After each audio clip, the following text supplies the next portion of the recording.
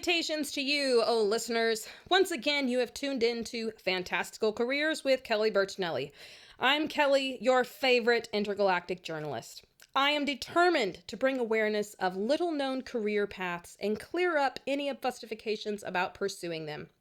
Today's installment features a position that most people have heard of but few have spoken to, that of a fairy godmother. Welcome to the show. Hi. Now, I've never actually spoken with a fairy godmother, so I'm really looking forward to this.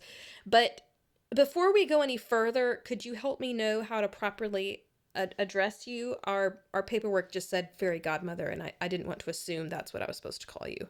So, fairy godmothers, when we join the profession, we renounce our name and we're just called fairy godmother or fairy godfather. I know it's hard for humans to kind of do that, and you guys want like individual names, so you can call me Florina. Oh, thank you. Thank you. I will write that down. So, Florina. All right. Well, then, Florina, just to clarify straight off the bat, are you a fairy who is a godmother who is a fairy? I, I'm confusing myself, but do you see what I'm trying to ask? Yeah, yeah. It's a pretty common question. Yeah. So I am a fairy, and then I've joined the fairy godmother profession, the guild. Okay. So that's a professional title. Yeah. Okay, so fairy godmother is the professional title, but you are a fairy. Yes. Yes. So how did you get started in the profession, the like you said, the profession of being a fairy godmother? I mean, like I grew up seeing like fairy godmothers. My aunt was a fairy godmother, but I originally didn't want to go into fairy godmothering. I was more into like transformations. It got kind of lonely. I Hmm. like being around people. It was actually my teacher, my Mm. professor, who suggested that I look into fairy godmothering, and it's been a great fit. And when you decided on fairy godmothering, was that a college education path? Is that like a trade school certification? How does the education side of fairy godmothering work? Fairy, I don't think it translates super directly to like the human conceptions of education. Fairy university, that's just like a weird Oh, concept. okay. But I can tell you that it's 3 years of like basic education, and then you go and you can do extra like certifications to get your class license in like different realms of fairy godmother work. Yeah, I can see you're looking a little bit confused. Yeah, Yes. So is there a hierarchy then? Like a hierarchy of certification you're saying? it's like specializations. So there's different classes of Okay. fairy godmother licenses. We have a household class, we have Mm. village, we have a city, and then we have kingdom class. So you have to take more education and do practicums and that Mm. sort of thing to get your class license for the next size up, if that makes sense.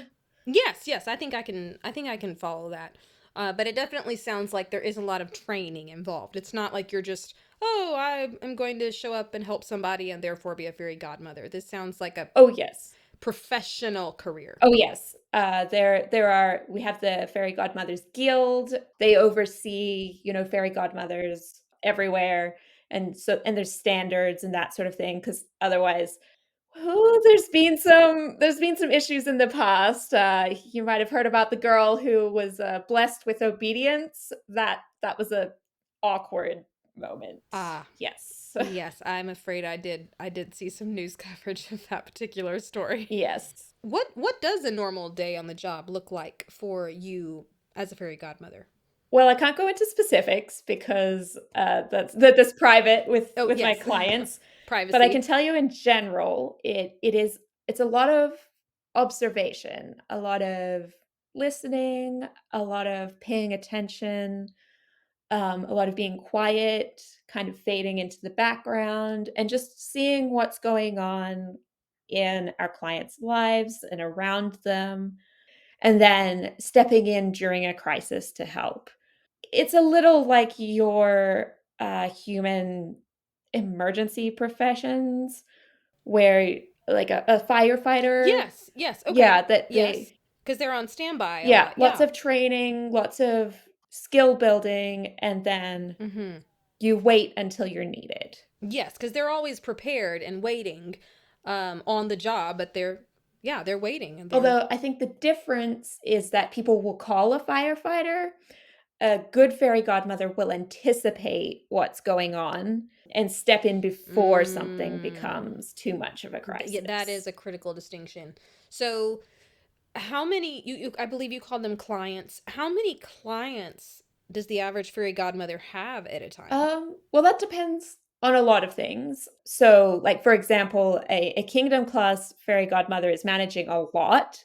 So she or he might only have one client.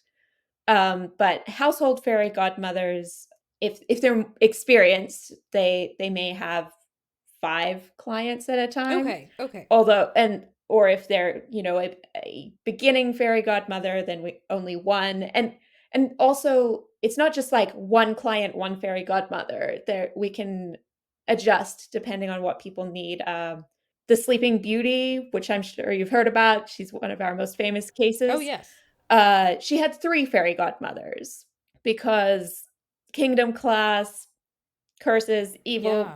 I was gonna say stepmother, that's a different case. Um, So, how do you select your clients? Do you select them, or is there like a fairy godmother board that chooses approved clients? How does that work? yeah, it's a good question. It's kind of it's a two-way street. People can apply for it. There's that Oh, option. okay. There's also like our generational clients. We have some families that inherit godmothers. Mm, There's also like just assignments. Like the board will look over at the world and kind of see where there are gaps, where there might be some evil stepmothers causing some chaos, and we need to like balance that out a bit. Yeah, so there's lots of different ways that people end up okay. with a fairy Okay. godmother. That makes sense. And both men and women can apply. Yes, to have a fairy godmother. Yeah. All right. Well, that gives me a great kind of overview of your job. A common question that people looking for a new career ask is, what are the financial implications? So, what kind of, I don't mean to be crass, but how do you live? How do you, how do you survive in the financial world? If we're being perfectly honest, I don't know. I've never thought about money. That right there would make anybody jump immediately into this career. It's just like maybe it's because fairies and we can just like make stuff appear. I just don't worry about the financial side of things. It just kind of works itself out. A listener wrote in when they heard I was going to be interviewing you and asked if it was possible for a fairy godmother to run out of magic. Is that a question you'd be able to answer? It's possible to run out, but it's more akin to the human concept of burnout. Okay. In an Mm-hmm. ordinary case, we won't run out of magic. And that's part of our training as well, is like learning how to pace ourselves and not have that compassion fatigue and like trying to meddle too much, but like really learning to like take care of ourselves during the process so that we don't come to a place where we run out. Yes. Yes. I've never heard of compassion fatigue, but that seems like it would be a very real side effect of your profession. It's almost we're almost out of time, but I do have one final question. Are there any misconceptions or stereotypes you would like to set straight in the mind of our Yes. listeners? Fairy godmothers are often seen as like elderly women, and that doesn't have to be the case. Usually, the fact that they're elderly has come because people are hearing about the kingdom class fairy godmothers, and those are more Mm, experienced, have been working much longer. And it's also from back in the day before we had a lot of like male Mm. fairies joining fairy godmother. Well, I guess we would call them fairy godfathers in that case. Oh, So, yes, yeah. yes. Nowadays, it's much more diverse. We have younger fairy godmothers, we have fairy godfathers, all kinds of like fairy godparents.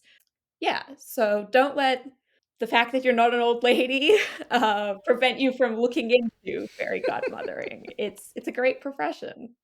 I really appreciate your perspective and just that encouragement because sometimes, I mean, you can be any age and want to change professions, but I will admit that when I think of fairy godmother, I certainly do not envision anyone as young as yourself. So that's really helpful. Well, we are out of time, but it has been a pleasure hearing from you. Thank you so much for joining us today. It's been my pleasure. Thank you so much for having me on. I just love getting the news out about what we do and bringing greater awareness to fairy godmothers and godfathers around the world, the universe, the globe, the realm, whatever term you use. That brings this episode to a close. Being an intergalactic journalist is a pure joy when I get to interview guests like Florina, who are so passionate about their job that it literally chose them. If you are interested in a new career path but haven't made up your mind yet, then join us next time for a look at another unique occupation on Fantastical Careers with Kelly Bertinelli.